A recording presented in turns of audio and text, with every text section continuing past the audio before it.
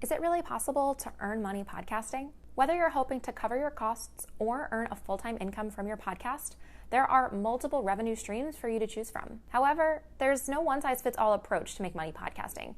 And I'll tell you up front that traditional sponsorship isn't all it's hyped up to be. So today, I'm going to run through the top ways you can earn money through your podcast, even if you're just getting started with a small audience. Welcome back to Wit Wire. I'm Melissa, your online business partner. And each week, we share simple tips and tutorials to help creators like you turn your skills and passions into profitable online businesses. Today, I'm excited to talk about earning money as a podcast host, because I think there are a few big misconceptions out there about the best ways to monetize your show. But first, let me say this.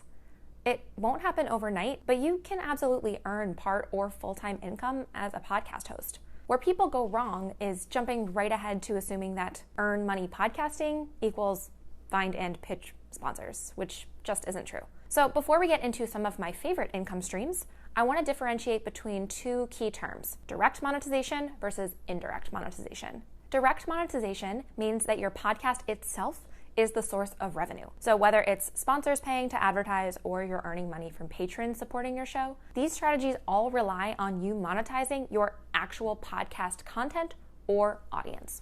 On the other hand, indirect monetization means that something other than the podcast is the product. As we'll cover in a bit, these indirect revenue streams open doors because now you're essentially selling something else to your listeners. I'm about to cover strategies in both categories, and I think once you start to see the options, the difference will become more clear. But bigger picture, this starts to pose the question: are you hosting a podcast that earns money or running a business that has a podcast? As an example, Wit Wire is a business that happens to have a podcast. So although they both have the same name, Wit Wire, I see the business as the big picture umbrella for everything. So that includes the podcast, a YouTube channel, digital courses, and I'm sure it will evolve as the business grows. You don't need to have your answer yet, but it's something to keep in mind as we start to go through the other income streams. So without further ado, let's kick off our list with the most well-known strategy: sponsorship. Podcast sponsors will pay you upfront to advertise their products or services to your audience. You'll earn money based on how many thousands of listeners you have per episode in a metric called cost per mil, or CPM. The most common placement for a sponsored ad within a podcast are either the pre-roll or the mid-roll. A pre-roll ad plays within the first 2 minutes of your episode. So typically it's right at the beginning, or it might be right after the intro before the content starts. A mid-roll ad plays in roughly the middle of an episode. So depending on your sponsor agreement, they may choose to book either just one spot, the pre-roll or the mid-roll, or they'll book both within the same episode. A lot of data shows that podcast listeners are receptive to ads and willing to make buying decisions. That's why it's crucial to be picky about which sponsors make sense for your podcast. Because although they're a separate business, promoting someone else on your podcast is still a huge endorsement from you. So make sure it's a company you believe in, that you're proud to align with, and that the topic is something your listeners would expect you to talk about. So as an example, maybe don't promote hair care gummies on your copywriting podcast.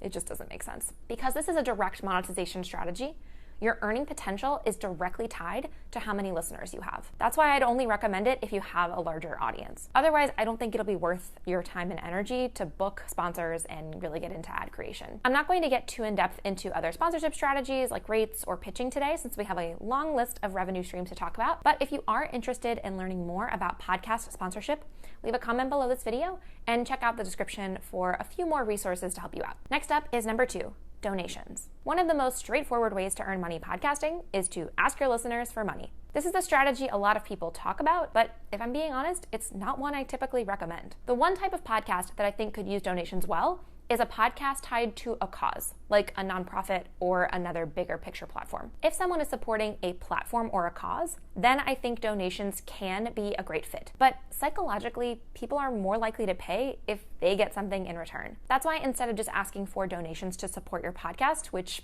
only benefits you, the host, many profitable podcasters use the next strategy instead, which is number 3, paid subscriptions. With paid subscriptions, your listeners pay a small recurring fee to unlock additional benefits, usually monthly. There are also often tiered options, so subscribers could pay as little as $1 per month for the lowest tier, up through hundreds for the highest tier. Unlike pure donations, your subscribers aren't just paying to support you, they're paying because they want more from you. And the sky's the limit on the types of benefits you could offer. But a few examples include extra episodes, ad-free episodes, live chats or hangouts, access to join a private community, or merchandise. The list goes on. Now, depending on your audience size, some of these perks may not be the right fit. For example, it's tougher to start a community if you only have 10 members. But if your bonus is something like extra content, then you can start at any audience size. The gold standard and longtime favorite tool for paid subscriptions is Patreon. Another option is called Buy Me a Coffee, although most successful creators I know recommend Patreon, and some have even tested both and seen higher conversions using Patreon. You'll find links to both, plus all the tools you can use to implement these strategies in the description. As of 2021 though, the other buzzy option is to monetize your podcast directly via Apple paid subscriptions or Spotify paid subscriptions. I did a deep dive into the reasons why I don't recommend those tools for most independent podcast creators on the Wit Wire podcast, so I'll include a link to that in the description, or let me know in the comments if that's something you're interested to learn more about. Now, a lot of the perks offered in paid subscription models can work just as well individually.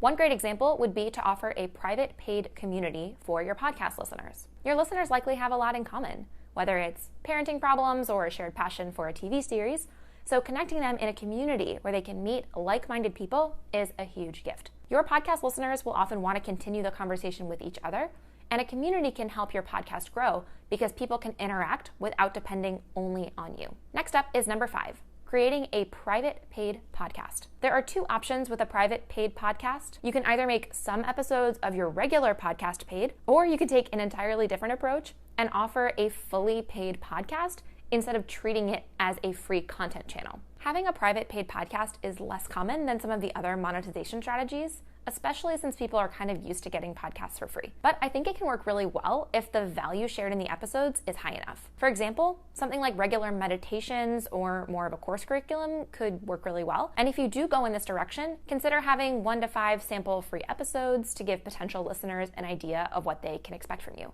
So to use our meditation example, maybe you would offer a freebie and give people 3 free meditations as a sampler of your style.